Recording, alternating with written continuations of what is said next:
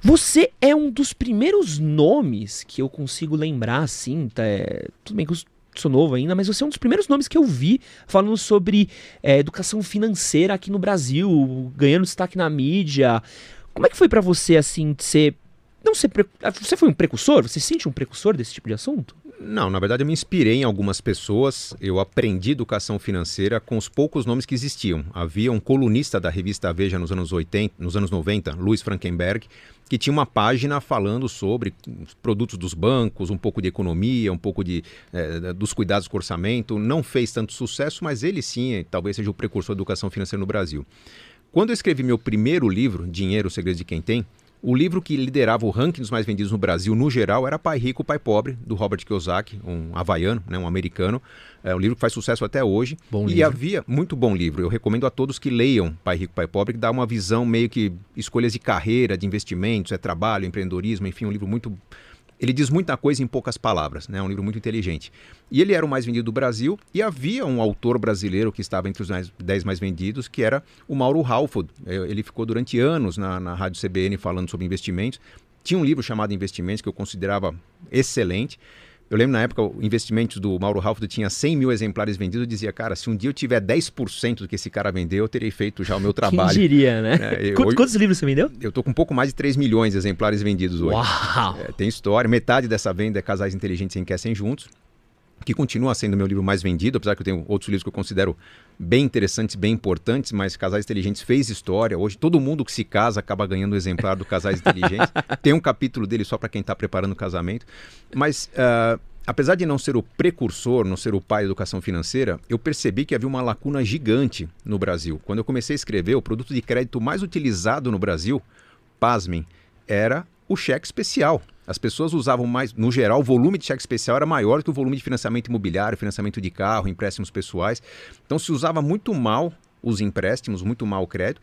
E o produto de investimento mais utilizado, que hoje ainda está entre os primeiros, mas era o número 1, era a caderneta de poupança, que para quem estudou um pouquinho, leu um pouquinho, está bem atrás de produtos de investimento equivalentes em desempenho e segurança. Então eu percebia que tinha muito a ser dito. Escrevi meu primeiro livro numa época em que o Brasil tinha juros de 24% ao ano, então basicamente era fácil falar, gente, se você deixar seu dinheiro no banco, ele se multiplica muito. Você vai chegar ao seu primeiro milhão num prazo curto, 7, 8, 10 anos. Hoje já não é tão simples. Na verdade, existem meios para isso, mas não basta pôr o dinheiro na poupança que você vai chegar lá, né? O mercado ficou mais competitivo, mas eu percebi que havia muito a ser falado. O livro mais difícil de escrever foi o primeiro, que eu tive que montar um passo a passo, um manual, começo, meio e fim. Os demais, né, os outros 15 livros que eu escrevi, praticamente foram respondendo a críticas e dúvidas dos leitores dos livros anteriores. Escrevi um livro, alguns diziam, mas legal, entendi, mas e para convencer minha esposa disso, meu marido disso? Nasceu Casais Inteligentes e Enriquecem Juntos. Pô, legal, seu livro é bom, mas o capítulo de filhos é muito pequeno. Nasceu Pais Inteligentes e Enriquecem Seus Filhos. E a cada demanda do público, eu escrevia artigos, respondia textos, criava conteúdo no meu blog, e esse material foi alimentando a criação de novos livros. Não diria que foi um grande trabalho.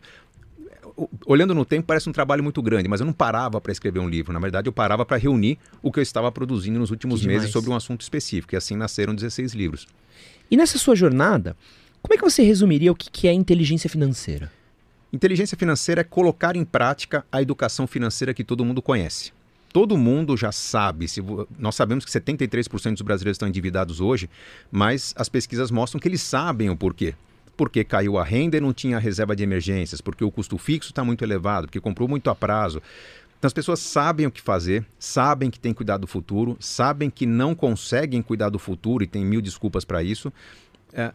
A inteligência financeira é quando você consegue fazer com que essa educação financeira se torne prática. Tem componentes muito mais comportamentais do que financeiros propriamente ditos, né?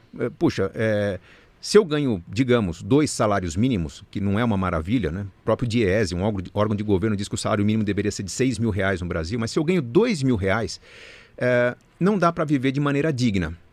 Não dá, nas grandes cidades brasileiras. Mas será que se de repente eu tivesse um pouco mais de mobilidade, ampliasse meu leque de possibilidades, imaginasse onde que as pessoas que ganham R$2 mil por mês no Brasil vivem bem?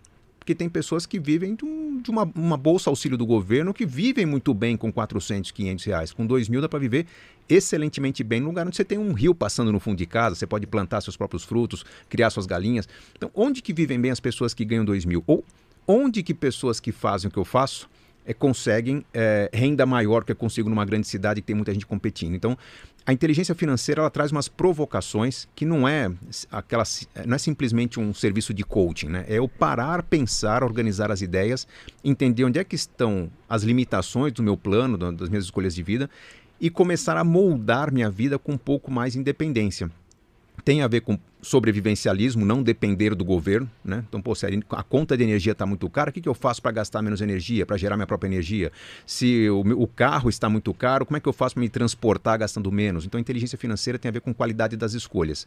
Não é simplesmente fazer as contas do quanto poupar por mês durante quanto tempo, em quanto tempo eu consigo me aposentar. Tem muito a ver com criatividade e comportamento. Nesses últimos anos, a gente tem falado bastante sobre educação financeira. Sim. É uma coisa, eu não lembro de ter tido nada disso na escola. Me ensinaram como preencher esse cheque, como calcular juros ali numa aula que eu claramente não prestei atenção e é isso. E deram um tapinha nas costas e boa sorte. É isso aí. Torce pra passar na USP e ganhar um bom emprego. Vai. Onde você vê que tá o déficit? Onde é que tá essa falta dessa falta de aprendizado nosso sobre inteligência financeira? Onde é que a gente está errando? É na primeira infância? É no colegial? É na faculdade? Onde é que está o processo que a gente deveria melhorar? Bom, tem alguns equívocos que eram cometidos e foram corrigidos, alguns que continuam sendo cometidos. Primeiro, a falta de educação financeira é o problema número 1.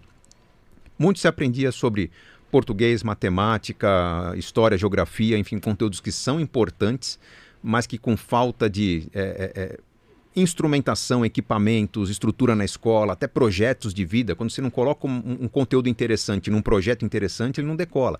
Então, o fato de não ter na escola uma visão do empreendedorismo, uma visão da realização de objetivos na vida, de caminhos do que você tem que concretizar na vida, eu não estou falando só de educação financeira, mas é um conjunto, né? Não tem aprendizado sobre como viver. Vários conteúdos simplesmente servem para algumas provas, né? Provas que são com visão de curto prazo. Amanhã os alunos vão fazer uma prova do PISA, né? Um Enem, e vão ser avaliados no PISA com uma nota muito baixa, mostram que nosso conteúdo não está virando prática. Quando se fala, precisamos ter educação financeira na escola, que já tem, começou em 2020, está na Base Nacional Comum Curricular, as crianças têm hoje na escola, não é ter aula de juros, banco, PIX, criptomoedas. É você ter, como acontece hoje no modelo brasileiro, discussão de finanças em todos os conteúdos. O brasileiro hoje cai em armadilhas porque não sabe ler contratos. Então vamos discutir educação financeira na aula de português. O brasileiro cai em armadilhas porque talvez compre produtos pouco eficientes. Vamos discutir educação financeira na aula de física, química. É como está a educação financeira. Os pais não veem hoje o módulo educação financeira, mas os filhos estão aprendendo. Havia esse déficit, já corrigimos. Tem um outro déficit muito grande, que é a falta de uma visão empreendedora, que eu acho que deveria estar na escola também. Nós cultuamos durante muito tempo a ideia de que precisávamos resgatar as pessoas que estavam em situação de grande desvantagem, muita desigualdade social. Sim, tínhamos que fazer alguma coisa. Criamos Bolsa Família, auxílio emergencial, uma série de ajudas e facilidades que eram importantes, mas não havia um plano para encerrar essa ajuda. Né? Então você dá um incentivo, você dá um presente para as pessoas. Legal, quem deu esse incentivo vai ganhar votos. Agora, quem vai ser o político com coragem de tirar o incentivo quando a família não precisa mais? Então criou-se a cultura do assistencialismo, que é muito perigosa.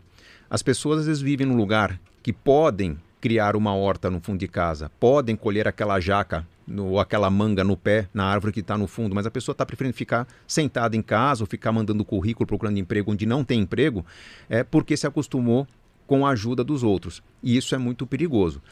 Perceba que se você for para um outro país, não sei se você já morou um tempo fora, eu já morei um tempo no Canadá, quando você imigra para um outro país, um país sério, pelo menos o país que eu morei era assim, no Canadá, você chega, se não tem emprego, o governo te dá um programa chamado Outplacement, preparação para emprego. Legal, gratuito, e se eu tiver filhos ainda ganho uma mesadinha, $800 por mês, gratuito. Só que há um compromisso.